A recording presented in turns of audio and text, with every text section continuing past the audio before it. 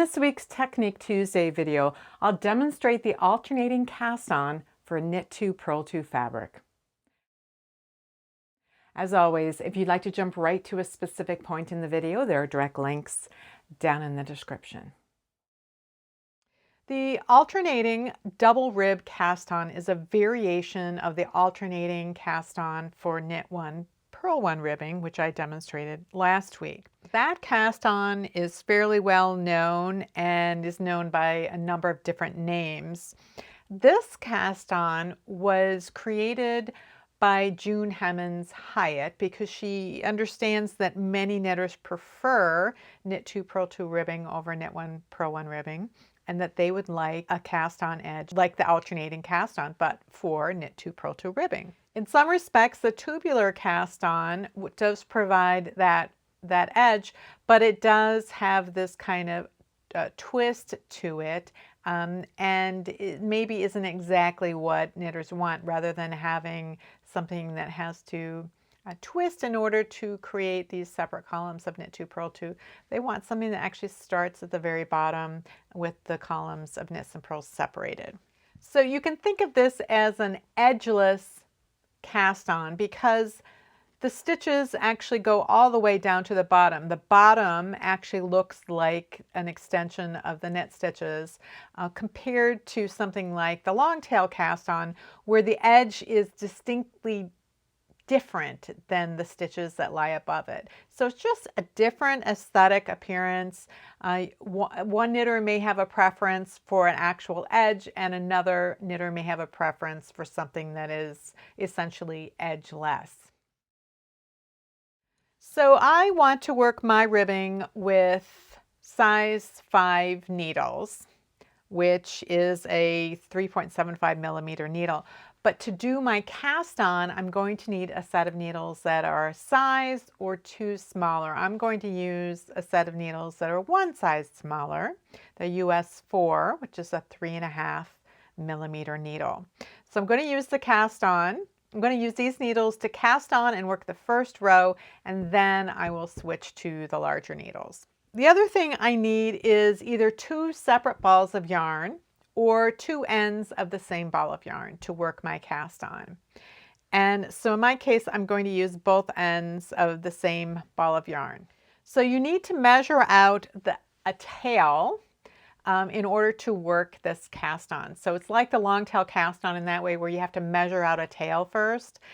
You need significantly less of a tail for this cast on than you would use for the long tail cast on. So I have been going with about 1.5 times as wide as the item I intend to knit. So if I want something that's, say, 4 inches wide, then I want to go with like 6, maybe even 8 inches, plus just a little bit of tail for weaving in. The tail is going to hang over the front of the thumb, and the working yarn ends are going to hang over the index finger. And then you bring all of the strands together in your palm in order to hold the tension on them. So in most cases, you are going to want to start with a knit 2 and then alternate purl 2, knit 2, purl 2 all the way to the end. If you're knitting flat, you may want to end also with a knit 2, or you might want to end with a purl 2. If you are knitting in the round, you're going to want to start with a knit 2 and end with a purl 2. We're going to take our working needle, we're going to dive down into this hole here, and then we're going to point the needle at us and then twist it to the left. And that is our first set of knit 2 stitches right there. That counts as a knit 2. Now we are going to be alternating with purl 2, knit 2 using the actual alternating cast on. So to do a purl, just like you are going to be working a purl stitch, the needle comes from behind, and you're going to go under both of those strands, and then you're going to catch this front strand by bringing your needle over the top, and you're going to catch that. And that is the loop that ends up on your needle. Now you're going to, and so now you've got 2 stitches on the needle that represent purl 2. Now you're going to do a knit, and just like if you were knitting a regular stitch, you come from the front. So you're going to come under this front strand, And then you're going to catch the yarn in behind, which is the index finger yarn. You're going to bring your needle above that yarn to catch it and bring it under that front yarn. So now you've got a knit 2 on the needles. So now you're going to again alternate with your purl 2. You're coming from behind to grab this yarn, and you come in front of it and over it to grab it to get it on the needle. And now you want to create a knit stitch, so you come from the front underneath, and then you grab that yarn to get it on the needle.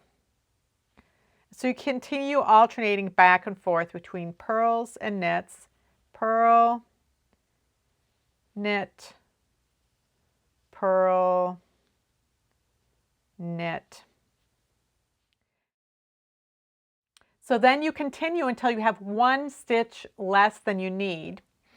If you are knitting flat, then the last stitch, regardless of whether it's going to represent a knit or a purl, is just going to be a long tail cast on. The last thing I have on my needle is a knit, and so I'm going to create my long tail cast on to represent a purl. 2 like that. If you were working in the round instead, you don't need to do that long tail cast on. Instead, you can just do a backwards loop off of your index finger. So you point your index finger at you, come here from behind to put that on the needle, and lock that in place. So I have started with a knit 2, I've ended with a purl 2. That means when I turn my work, I'm still going to be starting with a knit 2 and ending with a purl 2. When I work my first row, I only need one strand of yarn, so I can break off one of these 2 strands and just continue working with the other one. This, of course, leaves you with 3 yarn tails all in one place. So these 2 stitches look very much alike. They both look like purls, but again, I ended with a knit 2, purl 2, so I'm going to start with a knit 2.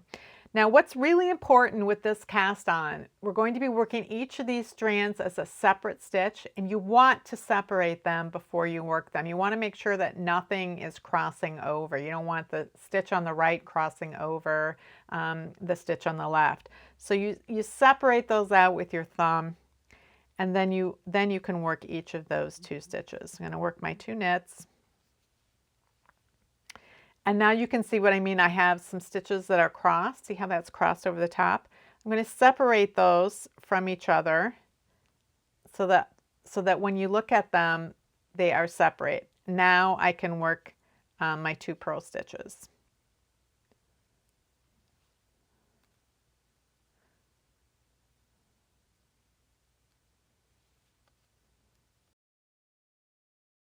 And now I look at these, and just like with the regular alternating cast on, the stitches that are completely vertical all the way to the base are knits, and the ones that have the bump across them are the purls. So these are my 2 knits. I want to look at them and pull them apart from each other to make sure there's nothing crossed, and then I'm going to knit them. Now I get to my 2 purls. I'm going to separate them. Now, when I was first learning this cast on, I had a lot of stitches that were crossed over each other, and once I realized that this was important to separate them, it made a big difference in the results. So this is a cast on that I would recommend practicing with a bit first, because it seems to me like it's much easier than it was when I was first learning it. So again, I'm separating these 2.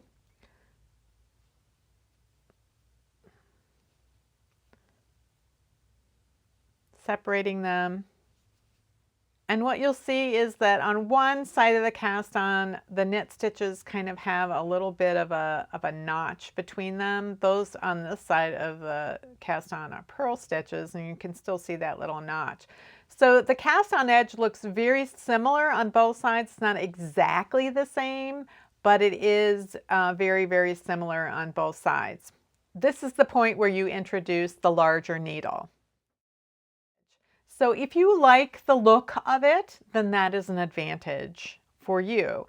But if you prefer an edge, then that's a disadvantage. One characteristic of this cast-on edge is because of that double-stranded cast-on edge, it's not terribly elastic. So it stretches a little bit, but not a whole lot, but it also doesn't really want to contract very much either. If you want your Knit 2 Purl 2 fabric to kind of lay open like this and lay flat, this could be a good choice. But if you want something that's going to pull in, or if you need something that stretches quite a bit, this is probably not a good choice. I don't think I would use this, for example, at the top of a sock cuff, because it's just not going to stretch enough to get past the heel or even stay around the top of the mid-calf area. This is a little swatch I did in double moss stitch, as it's called in the US. It's called box stitch in the UK, where it's knit 2, purl 2 across every row, and you have 2 rows like that where you maintain that pattern, and then rows 3 and 4 are shifted over. So it's knit 2, purl 2 across and knit 2, purl 2 up the columns as well.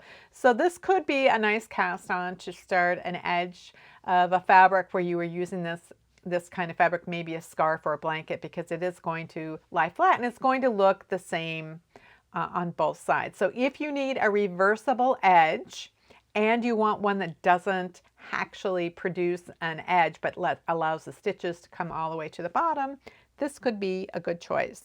I recommend practicing this cast on with a swatch in order to familiarize yourself with the technique before casting on for a project. You want to make sure that it has the qualities you need. If you're interested in a stretchy cast on but find the common cast on methods aren't stretchy enough, the problem might be with your execution and not with the cast on method. My video on stretchy cast ons will help you add stretch to the familiar long tail cast on and cable cast on methods. If you're interested in casting on a reversible edge, my video on reversible cast ons might be just what you're looking for. If you have any comments or questions about today's video or suggestions for videos you'd like to see in the future, you can leave those down in the comments below or join the discussion in my Ravelry group, Rocks. Thanks for watching, and I'll see you next week.